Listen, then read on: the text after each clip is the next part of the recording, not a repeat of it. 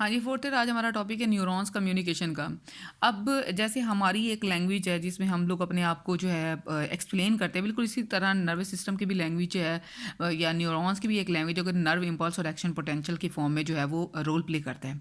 अब वो action potential या नर्व इम्पल्स का जो की है वो क्या चीज़ है, वो न्यूरॉन्स की ये प्लाज्मा मेम्ब्रेन है, जिसकी प्लाज्मा मेम्ब्रेन और उसकी प्रॉपर्टीज़ हैं। जब इस मेम्ब्रेन की परमिएबिलिटी में चेंजिंग्स आनी है ना, तो ये काज करता है मूवमेंट, आयंस की मूवमेंट काज कराता है। और आयन की मूवमेंट्स जो है ना वो एक्चुअली जो है वो प्रोड्यूस क्या करती है, नर्व इम्पल्स को प्रोड्यूस करती है। अब इसमें हम लोग, और वो नर्व इम्पल्स जो है हमें पता है कि वो सेल बॉडी से लेकर डेंड्रॉइड से सेल बॉडी में आते हैं और सेल बॉडी से जो है वो एक्सोन तक चली जाती है। एक्सोन से जिस जगह पे उसने अपना वो शो करना होता है या अपना रिस्पॉन्स शो करना, तो वहाँ पर पहुँच जाती है। अब हम लोग सबसे पहले देते हैं जी resting membrane potential. Resting membrane potential वो वाली पोटेंशियल होती है जिस टाइम में कोई प्लाज्मा मेम्ब्रेन जो है ना कोई नर्व इम्पल्स कंडक्ट नहीं करा रही होती, उसमें उस पर कोई कंडक्शन नहीं हो रही होती। इस वजह से हम इसे रेस्टिंग मेम्ब्रेन पोटेंशियल कह रहे होते हैं। जो ये प्लाज्मा मेम्ब्रेन होता है, रेस्टिंग न्यूरॉन का, वो पोलराइज्ड होता है। जो इनसाइड द एनवायरनमेंट है वो मोर नेगेटिव होता है, आउटसाइड द एनवायरनमेंट जो है वो मोर पॉजिटिव होता है। अब जो इन चार्जेस का जो डिफरेंस है, ये difference in electrical charge between inside and outside of the membrane at any given point is due to the relative numbers of positive and negative ions in the fluid on either side of the membrane and to the permeability of plasma membrane to these ions। ये जो difference है charge में, इसको हम resting membrane potential कह रहे होते हैं। लेकिन जैसे ही कोई यहाँ पर नर्व इम्पल्स पहुँचती है ना, नर्व इम्पल्स पहुँचने के साथ यहाँ पर उसकी परमेबिलिटी जो है ना वो चेंज हो जाती है, यानी कि इन साइड मोर पॉजिटिव हो जाती है, आउट साइड जो है ना वो नेगेटिव हो जाती है। इस टाइम में क्या हो जाता है, उस टाइम में प्लाज्मा मेम्ब्रेन जो है वो नर्व इम्पल्स को कंडक्ट करा रहा होता है। अब इसकी जो मेजरमेंट है ना, हमेशा रेस्टिंग मेम्ब्रेन पोटेंशियल जो है उसको मेजर किया जाता है मिली वोल्ट्स में। मिली वोल्ट क्या होता है, वो एक एक से 1000 टाइम को कह रहे होते हैं। नॉर्मली जो रेस्टिंग मेम्ब्रेन पोटेंशियल होता है ना वो -70 मिली वोल्ट होता है due to unequal distribution of various electrically charged ions. Sodium ions जो है वो मोर हाईली कंसनट्रेटेड होती हैं इनसाइड आउटसाइड द एनवायरनमेंट में और प्लाज्मा मेम्ब्रेन, और पॉजिटिव पोटाशियम आइंस और नेगेटिव आइंस जो है ना वो इनसाइड द एनवायरनमेंट में बहुत है। यानी कि sodium ions outside the environment present है, पोटाशियम आइंस और जो नेगेटिवली चार्ज आइंस है ना वो इनसाइड द एनवायरनमेंट में प्रेजेंट होते हैं। इन सोडियम आइंस और पोटाशियम आइंस की कॉन्स्टेंटली डिफ्यूजन की वजह से, यानी कि इन आइंस चैनल्स में जो कि प्लाज्मा मेम्ब्रेन प्रेजेंट होते हैं, वो मूव कहाँ से करते हैं, from the regions of higher concentration to the regions of lower concentrations. There are also called as channels, यानी कि लार्जर, जाहिर सी बात इसमें इन जो पोटाशियम और सोडियम आइंस को जो है वो मूव करा रहे होते हैं वो एक्चुअली उसके पंप्स ही होते हैं। अब वो कहता है कि जी जो कंसनट्रेशन है ना सोडियम और पोटाशियम आइंस की, इन दोनों साइड्स जो प्लाज्मा मेम्ब्रेन की है, ये कांस्टेंट रहती हैं। किस वजह से कांस्टेंट रहती है, due to action of sodium potassium ATPase pump की वजह से, जो कि पावर्ड किया जाता है एटीपी के ज़रिए। द पंप है वो एक्टिवली मूव्स कराता है सोडियम आइंस को to the outside of the cell and potassium ions to the inside of the cell.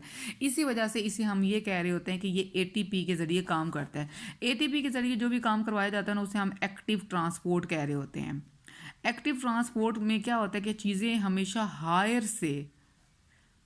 हमेशा जो है लोअर से हायर की तरफ जो है वो मूव कर रही होती हैं। जाहिर हम लोग जनरल जो बैलेंस होता है उसमें ये देखते हैं कि चीज़ें हायर से लोअर की तरफ मूव करती हैं, लेकिन जब वो अगेंस्ट द कंसंट्रेशन ग्रेडियंट काम कर रहा होता है, मतलब हायर से लोअर की तरफ उसने लोअर से हायर की तरफ मूव करना है, तो उस टाइम उसे एनर्जी लगानी पड़ती है। इस वजह से इनके साथ ये लफ्ज़ इस्तेमाल किया गया है कि एक्टिवली जो है वो पंप करते हैं सोडियम आयन को जो है वो आउटसाइड द एनवायरनमेंट में, और पोटाशियम आइंस को इनसाइड द एनवायरनमेंट में, क्योंकि ये दोनों because it moves 3 sodium molecules out for each 2 molecules that it moves in. The pump works to establish the resting membrane potential across the membrane. ये दोनों ions जो हैं वो leak back across the plasma membrane करते रहते हैं down their concentration gradient. Sodium ions जो हैं however move more easily back to the outside, adding to the positive charge there and contributing to the membrane potential of -70 millivolt. जब हम लोगों ने यहाँ पर एक्शन पोटेंशियल के बारे में बात करनी है ना, कि एक्शन पोटेंशियल जो है वो मूव कैसे करता है, उसके लिए ना एक ख़ास किस्म के स्टिमुलस की ज़रूरत होती है जो इस की जो यहाँ पर जो कंसंट्रेशन ग्रेडियंट बना होता है, यानी कि sodium ions more outside the environment होते हैं, पोटेशियम आइंस इनसाइड, इसकी जो ये परमेबिलिटी चेंज करने के लिए उन्हें एक रिक्वायर्ड होता है स्टिमुलस। और वो स्टिमुलस जो एक एनफ स्टिमुलस जो यहाँ पर नर्व इम्पल्स की कंडक्शन करवा देता है, उससे हम ख़ास किस्म के नाम दे देते हैं जिसे हम थ्रेशोल्ड स्टिमुलस कह देते हैं। ये थ्रेशोल्ड स्टिमुलस क्या करता है, यहाँ पर मेम्ब्रेन की परमेबिलिटी जो है वो चेंज कर देते हैं। मेम्ब्रेन परमेबिलिटी चेंज होने के साथ क्या होता है कि वहाँ पर एक्शन पोटेंशियल जो है वो प्रोड्यूस हो जाती है। और जब एक्शन पोटेंशियल वो पूल करती है तो क्या होता है कि सोडियम आइंस जो है वो इंक्रीज़ कर देते हैं वहाँ पर, मतलब परमेबिलिटी टू सोडियम आइंस जो है इंक्रीजेज एट दैट पॉइंट। जो inflow of positively charged sodium ions causes the membrane potential to go from -70 millivolts toward zero. इस मेम्ब्रेन की जो पोलैरिटी है लो जब हो जाता है तो इसे हम डीपोलराइजेशन कह देते हैं। और जब डीपोलराइजेशन जो है वो, और ये जो डीपोलराइजेशन होती है ना, उसी वक्त ही एक्चुअली जो है वो नर्व इम्पल्स कंडक्ट हो रही होती है।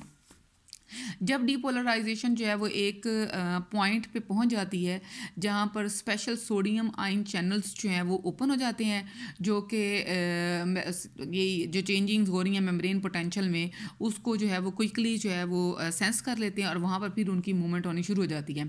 अब क्या हो जाता है कि सोडियम आयन्स जो है वो मूव करके चला जाता है सेल के अंदर और सोडियम गेट्स जो हैं वो क्लोज कर जाते हैं। बट नाउ वोल्टेज गेटेड जो पोटाशियम चैनल्स हैं वो ओपन होते हैं, पोटाशियम आइंस जो हैं वो रैपिडली डिफ्यूज़ कर जाते हैं आउटसाइड की एनवायरनमेंट। जो आउटसाइड द सेल होता है again and membrane becomes repolarized. Repolarize होता है इनमें जो फ़ौरन से पहले जो है ना आइंस का बैलेंस जो है ना प्रोड्यूस हो जाता है, मतलब वो अंदर बाहर से अंदर की तरह वो उसने प्रोड्यूस किया तो बाहर जो है वो सोडियम आइंस जो है ना पोटाशियम आइंस जो वो मूव करना शुरू कर देंगे। इस तरह इनकी आइंस की जो या मेम्ब्रेन की जो परमेबिलिटी है ना वो रीपोलराइज्ड हो जाएगी।